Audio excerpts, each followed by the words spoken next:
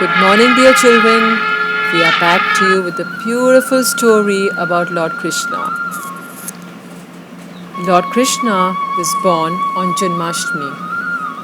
Janmashtami is celebrated all over India, and it is the birth of Lord Krishna.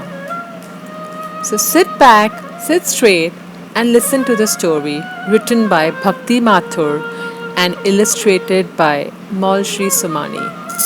Okay, children, are we ready? Great. One by one, the boys climbed, forming a pyramid, firm and tall, till they reached a small earthen pot hanging high up from the temple wall. Klaka was last to go, and carefully he climbed. His reaching the top was now all that mattered.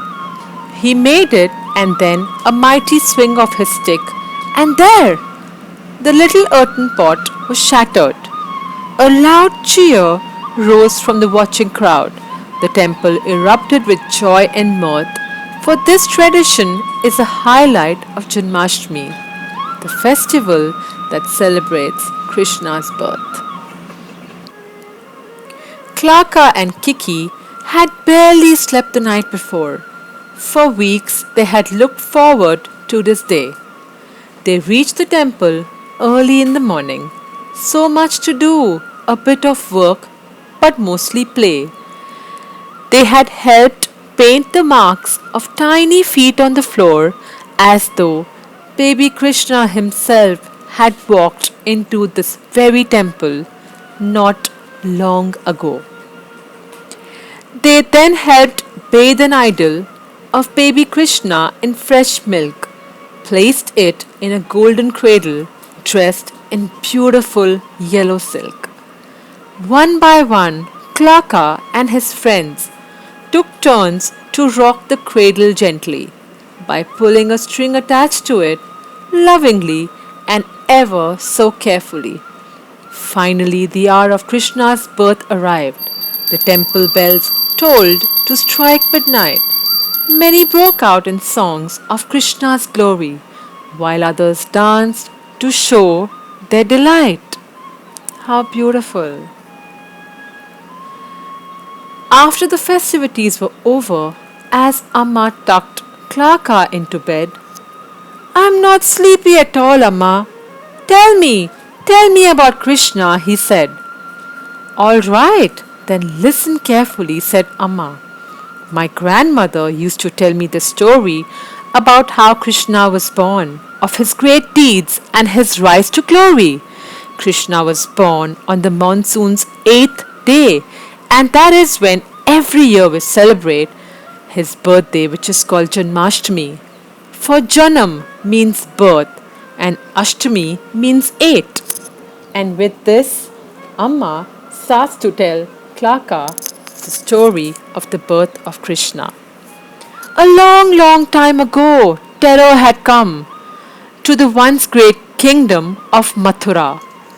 Ever since evil Kansa usurped the crown from his father, the noble king Ugrasena, there was fear everywhere, destruction, death, and pain. No good citizen was safe under wicked Kansa's evil reign. Desperate, the people turned to God Vishnu, prayed to him to bring Kansa's reign to an end. Vishnu heard their prayer and thus proclaimed, "To end Kansa's rule, to earth I will descend." Then what happened? Soon after, as Kansa's sister Devaki was wedded to the noble king Vasudev, a stroke of lightning flashed through the sky, and a voice spoke out a prophecy so grave. "Listen, O wicked Kansa, know now that your end is near. The 8th child of Devaki will kill you and rid Mathura of your reign of fear." On hearing this, Kansa seized Devaki, drew his sword and raised it to kill her. "My end will never come," he said, "if I kill you now, my sister." Vasudev pleaded with him. "Kansa, spare your sister's life," he said. "I promise I will hand you our children Do with them what you please instead. But please, Kansa, spare Devaki, spare your sister. He pleads and pleads to spare Devaki. Kansa agreed, but had Devaki and Vasudev chained and locked up in a dark prison cell. Their first 7 children were taken on birth. For the poor parents, it was like time in hell. Finally, it was time for the 8th child's birth. But what were Devaki and Vasudev to do?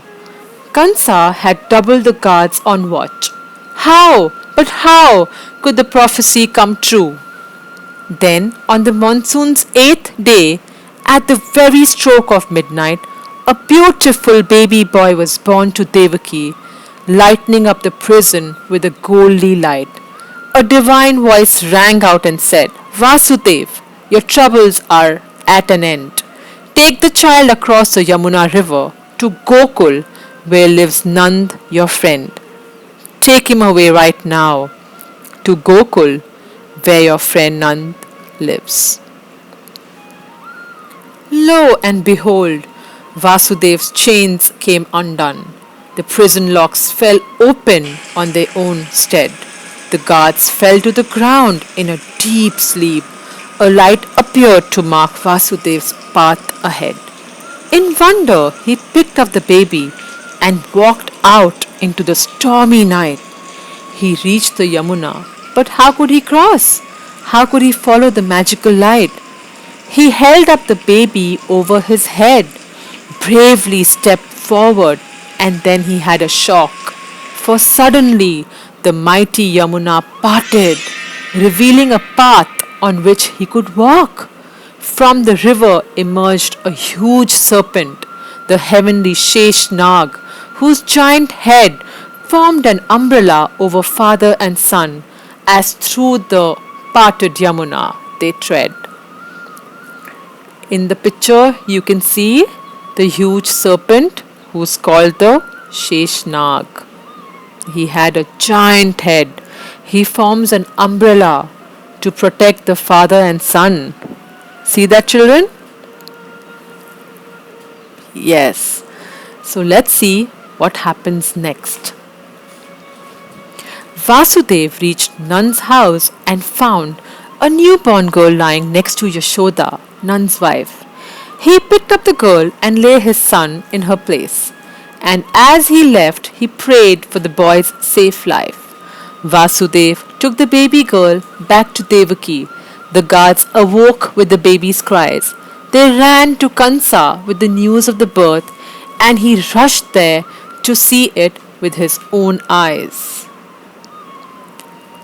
Now let's see what happens. He snatched the baby from Devaki and flung her against the wall with a screech. But the baby instead flew out of his grip, floating up in the air and out of his reach. The baby was really the goddess Yogamaya, and as she flew away, she laughed and said, "Oh Kansa, Devaki's 8th child is alive, and well, nothing can save you. You soon will be dead." Mad with rage, Kansa ordered his soldiers to seek out all newborns far and wide. But Devaki's 8th child was safe in Gokul. Kansa's efforts were all denied. When Yashoda awoke the next morning, she took the sleeping boy to be her son.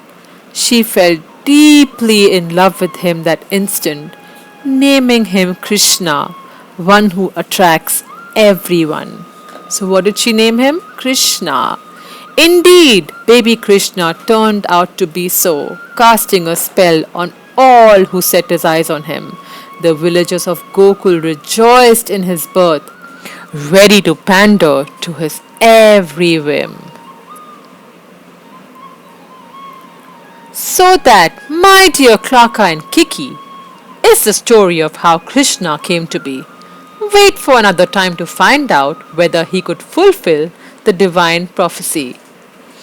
Okay, children, I hope you enjoyed the story of Lord Krishna. Okay, You can listen to it again and enjoy your Janmashtami celebrations.